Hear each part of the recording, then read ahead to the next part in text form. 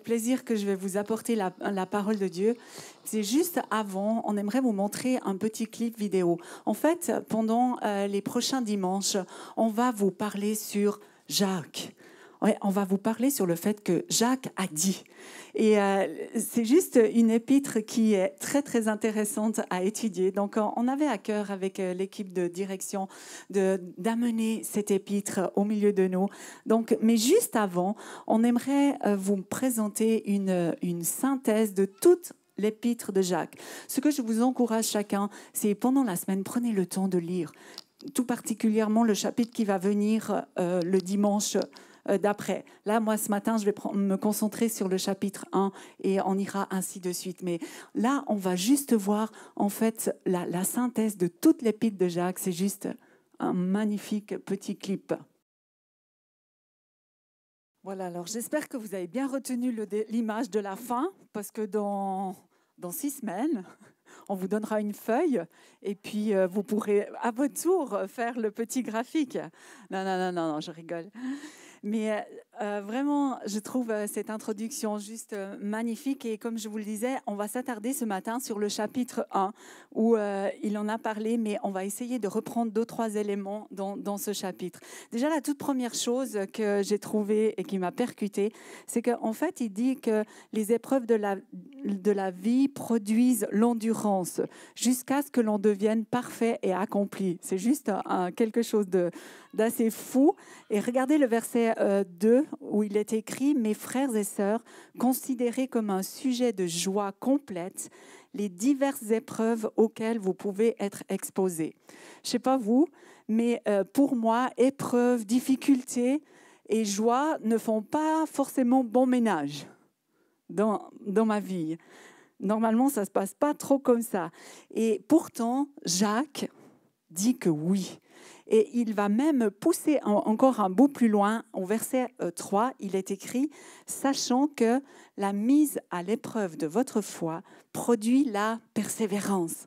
Mais il faut que la persévérance accomplisse parfaitement sa tâche afin que vous soyez parfaitement qualifiés, sans défaut et qu'il ne vous manque rien. » Il y a beaucoup de parfaits dans ce passage-là. Soyez parfaitement qualifiés, sans défaut et qu'il ne vous manque rien. En fait, on pourrait croire, et c'est souvent ce que l'ennemi de notre âme nous fait croire, que les difficultés, les épreuves vont nous faire grandir. Mais si on lit bien ce verset 3, il est dit que c'est la mise à l'épreuve de notre foi qui nous fait grandir. Dans d'autres versions, il est écrit « Si votre foi reste solide dans les difficultés ». Et ceci, en fait, pour moi, m'aide à mettre de côté cette idée que, en fait, plus c'est difficile, plus je souffre, plus je suis bénie. C'est un petit courant de pensée qui passe parfois dans nos têtes. Et ça, c'est une erreur, c'est un mensonge. Mais les difficultés, les épreuves que je traverse, en fait, c'est dans ces difficultés, dans ces épreuves que ma foi peut grandir. Et en fait, elle grandit si je reste ancrée sur Jésus. Et à ce moment-là, je suis sur le bon chemin. Et c'est ce qui me qualifie aussi pour ne manquer de rien. Et comme le dit Jacques, pour être sans défaut. C'est quand même quelque chose d'énorme, n'est-ce pas? En tout cas, pour moi, j'étais là, je dis, wow, il met la barre très, très haute. Et dans une autre version qui est Darby, qui est assez proche des textes originaux, il est écrit « Sachant que l'épreuve de votre foi produit la patience ». Donc, c'est le sujet ici, c'est en fait que dans les épreuves, les difficultés, c'est comment tu te positionnes, comment tu restes ancré en Jésus. C'est ta foi qui est censée grandir. Et quand on va un petit bout plus loin dans la première épître de Jacques, on voit que Dieu donne de la sagesse à ceux qui la demandent et de nouveau avec foi. Jacques a dit, en fait, tu peux y arriver dans les difficultés, dans les épreuves, tu peux tenir bon. Et il va même nous donner une solution. Il nous donne une magnifique accroche, comme c'était expliqué dans la synthèse. Au verset 5 et 6, on va les lire ensemble. « Si l'un de vous manque de sagesse, qu'il la demande à Dieu, qui donne à tous simplement et sans faire de reproches. Moi, j'aime ça. Dieu donne simplement, sans faire de reproches. Et elle lui sera donnée. Mais qu'il la demande, et ça c'est Jacques qui le dit, et qu'il la demande avec foi, sans douter. Car celui qui doute ressemble aux vagues de la mer que le vent soulève et agite de tous côtés. Vous avez déjà vu, ou peut-être vous étiez déjà sur un bateau quand il y a ces vagues, où en fait on a l'impression qu'il y a tout qui part dans tous les sens. Quand on doute, alors qu'on demande de la foi, on est comparé à ça. Et franchement, j'espère que ce n'est pas ta situation ce matin. Mais si c'est ta situation, eh bien, Jacques donne une solution. Demande avec foi. Il n'y a qu'une condition pour qu'on reçoive, c'est de demander avec foi. Alors, on peut se poser la question, en fait, la foi, c'est quoi? Et la foi, je crois, vraiment profondément, c'est le fait de chercher Jésus, de s'en remettre à Jésus. La foi, c'est croire sans voir, que Dieu, en fait, nous le donne. Ensuite de ça, on va aller un petit bout plus loin et Jacques va parler dans le premier chapitre déjà de la pauvreté qui en fait peut nous obliger à croire en Dieu seul et la richesse qui va passer. Je veux pas m'attarder ce matin sur ce passage-là parce que mes collègues le feront plus tard parce que c'est redit plusieurs fois dans plusieurs chapitres. Mais en fait, la seule chose que j'aimerais que vous reteniez ce matin, et moi qui m'aide aussi, c'est de me dire, en fait, nu je suis arrivée sur cette terre et nu je vais repartir. Et ça, si tu retiens déjà ça ce matin par rapport à la pauvreté, à la richesse, tu es déjà sur un bon chemin. Ensuite de ça, Jacques continue avec ses accroches, avec ses principes, ses codes par rapport à notre vie, notre quotidien. Et puis, il va parler des épreuves et des tentations. Et il nous dit en fait que Dieu est généreux. Et là, de nouveau, pour moi, ça ne fait pas forcément super bon ménage. Et que pensent la plupart des gens, nos contemporains, quand ils traversent une épreuve, quand il y a des tentations? Je ne sais pas vous, mais moi, j'ai souvent entendu dire des choses comme ça. S'il y avait un bon Dieu. Ou que fait-il là-haut? Il faudrait qu'il se bouge quand même un peu. Vous avez déjà entendu ce genre de choses?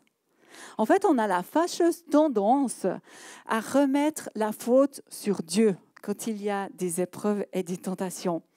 Mais Jacques, lui, a dit, et là, c'est vraiment une certitude, que l'on devrait tous savoir et tous garder au fond de nous. Et quand on entend que s'il y avait un bon Dieu, que fait-il là-haut?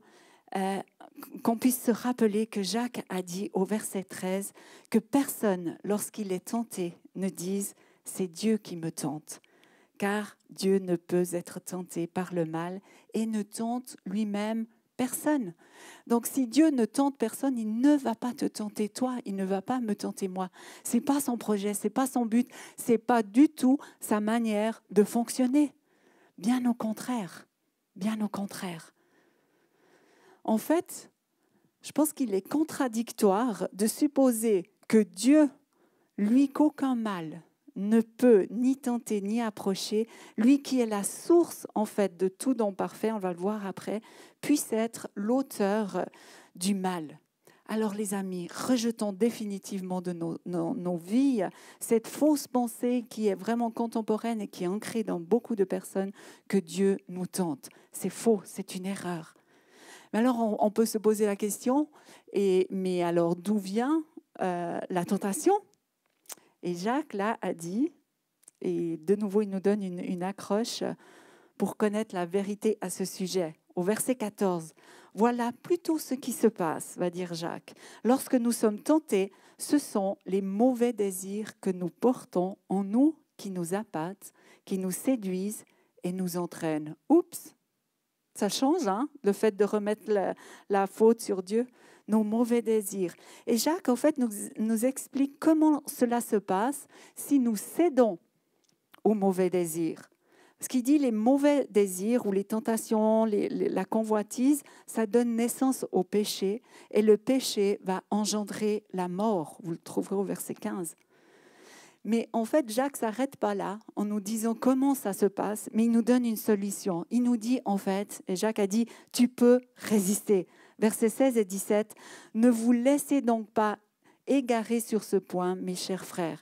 Dieu ne nous incite jamais au mal. Au contraire, tout ce qui nous arrive de bon, tous les plus beaux cadeaux viennent d'en haut. Ils viennent de Dieu, le créateur du soleil et des étoiles. Chez lui, il n'y a pas de changement, pas de mouvement, pas d'ombre. Waouh! Il n'y a rien qui est sombre, il n'y a rien qui est caché avec Dieu. Tout est lumière. Donc, quand on comprend ça, c'est sûr qu'on ne peut pas remettre la faute à Dieu par rapport à nos tentations. Alors, les amis, changeons nos manières de penser. Et quand il y a des mauvais désirs, analysons en fait nos désirs. Est-ce qu'ils sont alignés au Dieu de lumière ou est-ce qu'ils sont mauvais justement?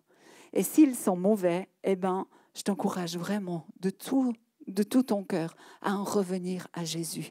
Et à dire, Jésus, aide-moi dans cette situation, je veux m'en sortir. Rectifions le tir si nous sommes parfois ou souvent attirés par les mauvais désirs qui nous amènent à pécher. Et le dernier point que j'aimerais prendre avec vous ce matin, c'est aussi un point qui est super important dans le premier chapitre de Jacques, c'est le fait de ne pas se contenter d'écouter la parole de Dieu, mais de la mettre en pratique. Cette Torah, j'ai bien aimé comme il l'a dit, cette Torah de la liberté, la mettre en pratique.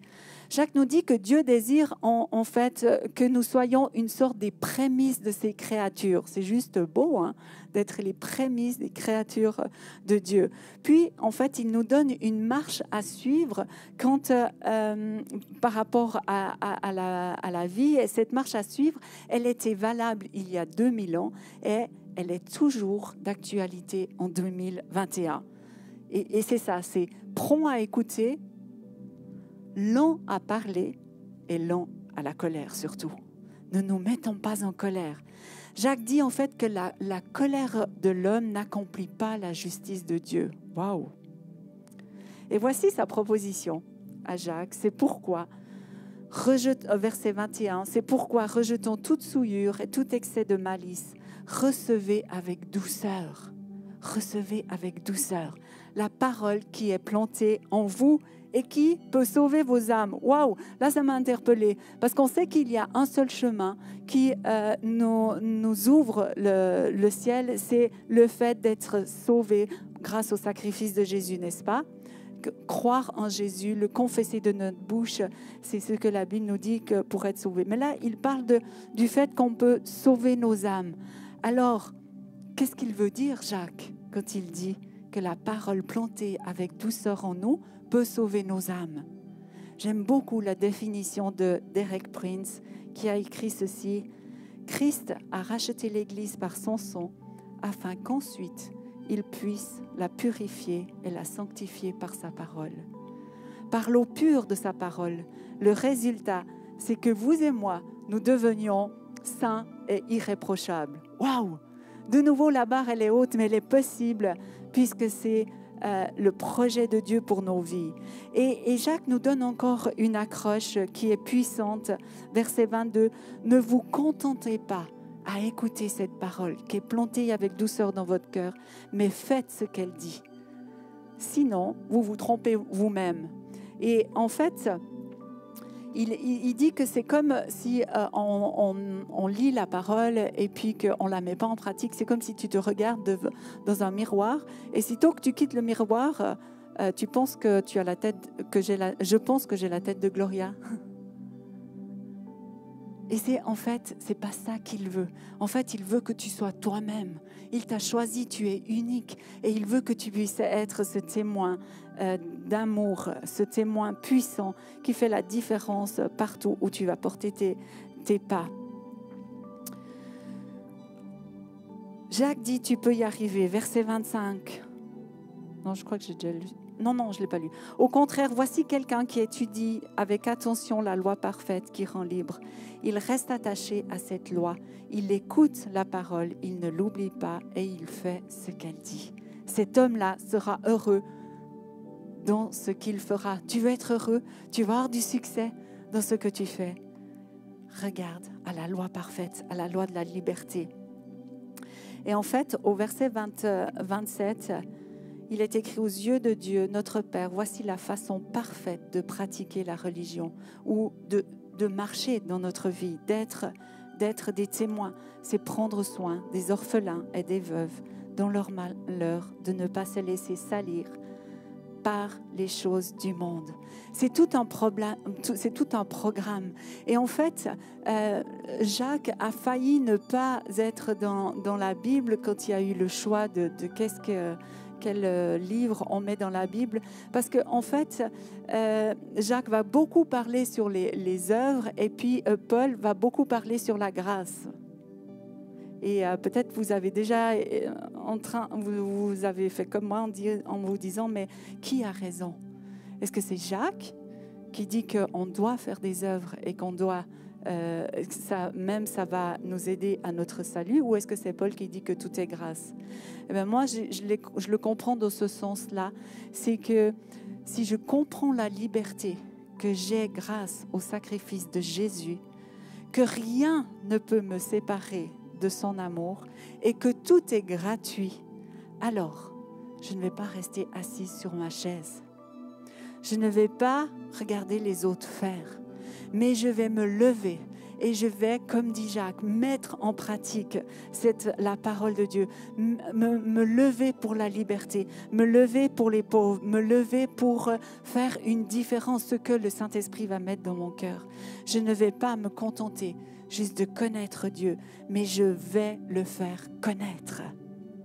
Et je vais me lever pour qu'au final, je puisse obéir à ces commandements de Jésus qui se résument dans le fait d'aimer Dieu et d'aimer son prochain.